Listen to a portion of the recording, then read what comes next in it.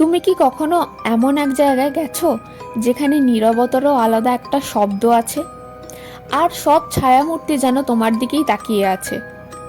Welcome to this horror cafe. Higashi Hiroshima অবজারভেটরির কাছে এই ছোট্ট একটা হরর ক্যাফে, যেটা খুঁজে পেতে বেশ বেগ পেতে হয়েছিল।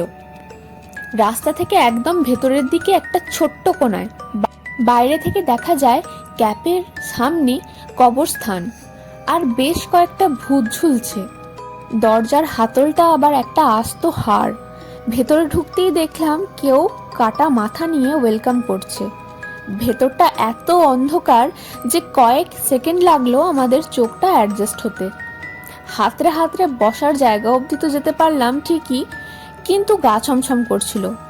ক্যাফের মালিক বেশ ফ্রেন্ডলি, কিন্তু ক্যাফের থিম মেনটেন করার জন্য উনিও ফিসফিস করে কথা বলছিলেন। বেশ কয়েকবার আমাদের বিকট আওয়াজ শুনিয়ে ভয় দেখিয়েছিলেন। তার উপর ক্যাফের যা অ্যাটমসফিয়ার এবং নানান ভৌতিক শো পিস ছিল অ্যাড অন, শেষের দিকে মনে হচ্ছিল বেরোতে পারলে বাঁচি বাবা।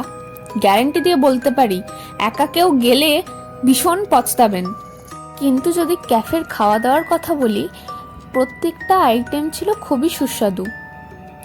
তবে হ্যাঁ, সেই দিনের একটা আলাদাই এক্সপিরিয়েন্স হয়েছিল আমাদের। যদি আপনি ভৌতিক এবং অতি প্রাকৃতির ভক্ত হন, এমন এক ক্যাফেতে ভিজিট করা আপনাদের যেতেই পারে।